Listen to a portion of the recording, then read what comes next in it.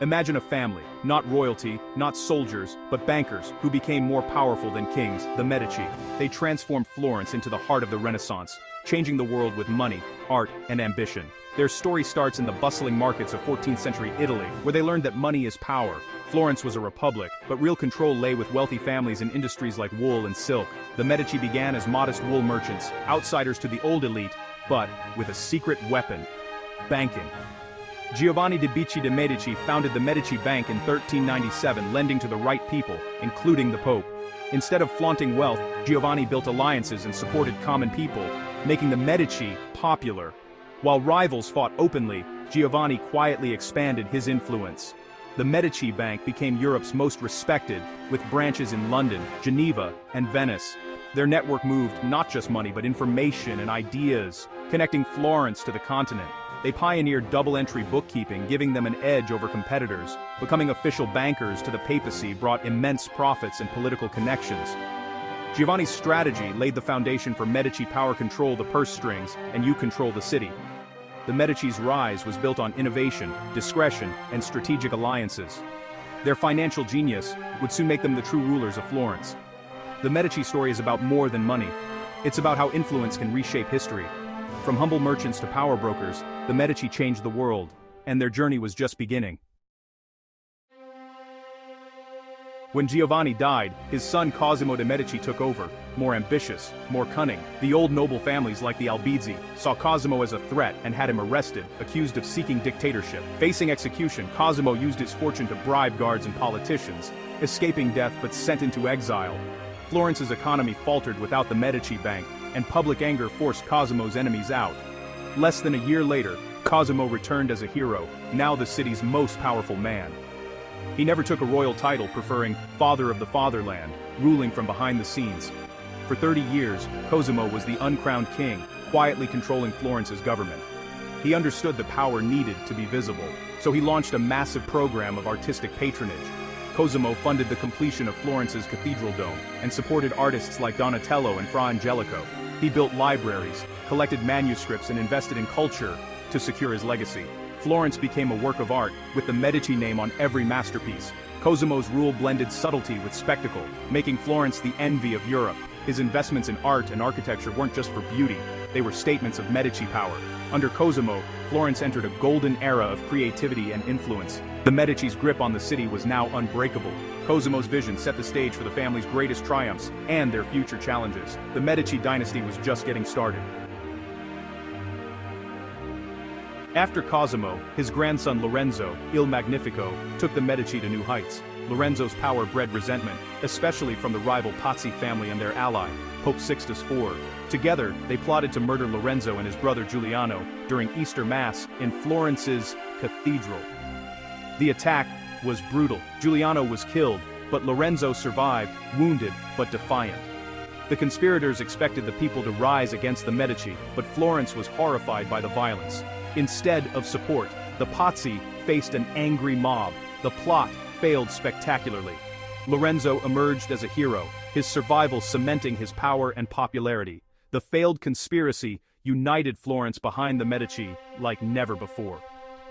Lorenzo's leadership was now unquestioned. He was both survivor and symbol of the city. The Medici's enemies had only made them stronger. This bloody Easter changed Florence forever, proving the Medici's resilience. Lorenzo's rule would usher in a golden age for art and culture. The Medici's grip on Florence was now tighter than ever. Their story was one of survival, ambition, and the power to turn crisis into opportunity. The Renaissance in Florence would reach its peak under Lorenzo's guidance, but new challenges were on the horizon. After the Pazzi conspiracy, Lorenzo the Magnificent ruled Florence absolutely. He transformed the city into the cultural capital of the world, gathering artists and thinkers in his garden academy. Lorenzo's circle included Botticelli, Michelangelo, and Leonardo da Vinci. He shaped the future of Western art. He was also a skilled diplomat, keeping peace among Italy's rival states and earning the nickname, the Needle of the Italian Compass. But his lavish spending on art and politics weakened the Medici Bank, the foundation of their power. As the bank faltered, a fiery preacher named Savonarola began stirring unrest, attacking the Medici's luxury and warning of divine punishment. Lorenzo's brilliance brought Florence to its peak, but also sowed the seeds of decline. The city's golden age was dazzling but fragile. The Medici's fortunes and Florence's future were about to change. Art and ambition had made the Medici legends, but new forces threatened their legacy. The Renaissance's brightest light was beginning to flicker.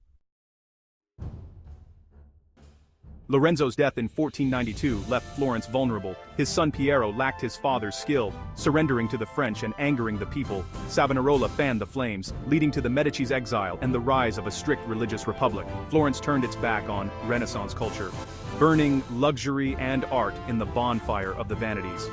The Medici waited in exile, plotting their return as Florence tired of Savonarola's harsh rule.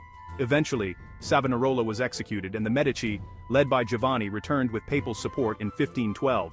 This time they dismantled the republic and became formal rulers, no more pretense of being simple citizens. In 1532, Alessandro de' Medici became the first Duke of Florence, ending the republic for good. The Medici had transformed from bankers to royalty, ruling with an iron fist. Their return changed Florence's political character forever. The city was now a duchy, and the Medici Dynasty was at its peak. But their power would soon reach beyond Florence. The Medici's story was now one of both triumph and looming challenges. Their influence was about to reshape all of Europe. In 1513, Giovanni de' Medici became Pope Leo X, giving the family control over both Florence and the papacy. Leo X loved art and luxury, making Rome the new center of the Renaissance. He spent lavishly, hiring Raphael and rebuilding St. Peter's Basilica, funding it by selling indulgences. This controversial practice outraged Martin Luther, sparking the Protestant Reformation and splitting the Catholic Church. The Medici, once papal bankers, now had a pope whose actions triggered Europe's greatest religious crisis. Leo's pursuit of glory led to unintended chaos. Another Medici, Giulio, became Pope Clement VII, but his reign was disastrous. In 1527, Rome was brutally sacked by imperial troops, devastating the city and the papacy's prestige.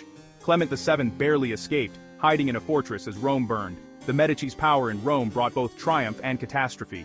Their ambition had reshaped Europe, but at a heavy cost. The Renaissance's glory was now shadowed by conflict. The Medici's legacy was forever entwined with both art and upheaval.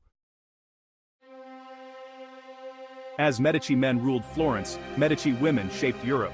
Catherine de' Medici married into the French royal family, eventually ruling as regent during civil war. Ruthless and resourceful, she protected her sons and influenced French politics, even during the St. Bartholomew's Day massacre. Catherine brought Italian art, food, and elegance to France, leaving a lasting cultural legacy. Decades later, Marie de' Medici also became Queen of France, commissioning grand art and architecture. Both women proved Medici ambition wasn't limited to men. Their influence blended Italian Renaissance with French tradition. The Medici legacy now stretched from Florence to the heart of France. Their story was one of power, survival, and cultural transformation. The Medici ruled Florence for over 3 centuries, but their power faded and the family line ended in 1737. Before disappearing, Anna Maria Luisa de' Medici made a final gift. She left the family's vast art collection to Florence, ensuring it would never leave the city. Today, Florence's treasures, Brunelleschi's dome, the Uffizi Gallery, the Boboli Gardens, are Medici legacies. The Medici showed how private wealth could create public good, inventing the idea of cultural patronage. Their story is a lesson in the rise and fall of power. Ambition and intelligence can build empires, but nothing lasts forever. The Medici were bankers, princes, patrons, and sometimes tyrants. Their choices shaped history, leaving a legacy of both beauty and destruction. When you walk through Florence, you walk through their story. The Medici remind us that history is made by people, and their ambitions echo for centuries. Their legacy is a city, a culture, and a warning: power is fleeting, but art endures.